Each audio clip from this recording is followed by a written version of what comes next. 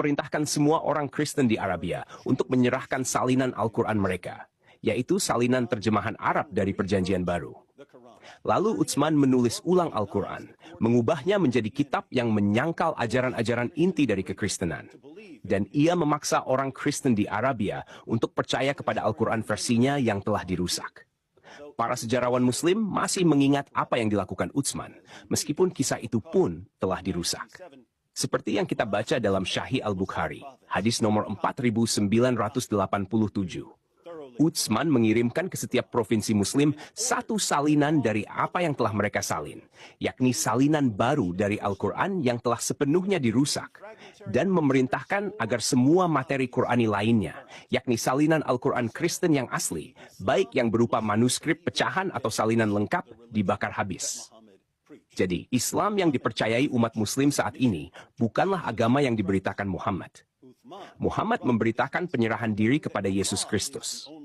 Utsman merusak pesan ini dengan mengklaim bahwa Allah adalah satu-satunya Tuhan sejati dan bahwa Yesus hanyalah seorang nabi dari Allah.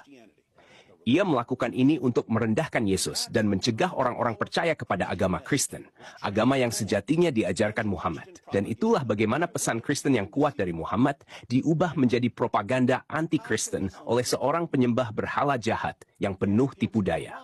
Sekarang, bagaimana umat Muslim bisa membantah teori saya ini? Mereka tidak bisa merujuk pada Al-Quran, karena Al-Quran hari ini sudah dirusak oleh Utsman. Mereka juga tidak bisa merujuk pada hadis atau literatur sirah atau tafsir, karena semua itu ditulis setelah masa Utsman.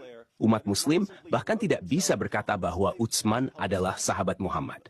Karena saya sekarang menyatakan bahwa Utsman hanyalah menulis dirinya sendiri ke dalam kehidupan Muhammad demi membangun otoritasnya sendiri. Kritik isnad menjadi tidak relevan, karena para pengkritik isnad yang datang belakangan berada di bawah pengaruh ajaran palsu Utsman. Kesimpulan saya adalah bahwa Muhammad mengajarkan kekristenan ortodoks, dan bahwa Utsman adalah pendiri sejati dari apa yang sekarang disebut Islam. Mungkin asal dari Utsman. Jika ada umat Muslim yang ingin mendebat teori saya dengan senang hati akan membela klaim saya bahwa Muhammad adalah seorang Kristen yang taat. Yang perlu saya lakukan hanyalah menggunakan metode yang sama persis seperti yang telah digunakan oleh Zakir Naik, Ahmad Didat, Syabir Ali, Muhammad Hijab, dan begitu banyak lainnya. Tidak ada cara yang lebih efektif untuk memutarbalikkan sejarah selain dengan menggunakan metode yang dipakai oleh para pendebat Muslim untuk memutarbalikkan sejarah Yesus. Jadi bagaimana umat Muslim bisa menanggapi ketika saya berkata bahwa Muhammad adalah seorang Kristen yang taat?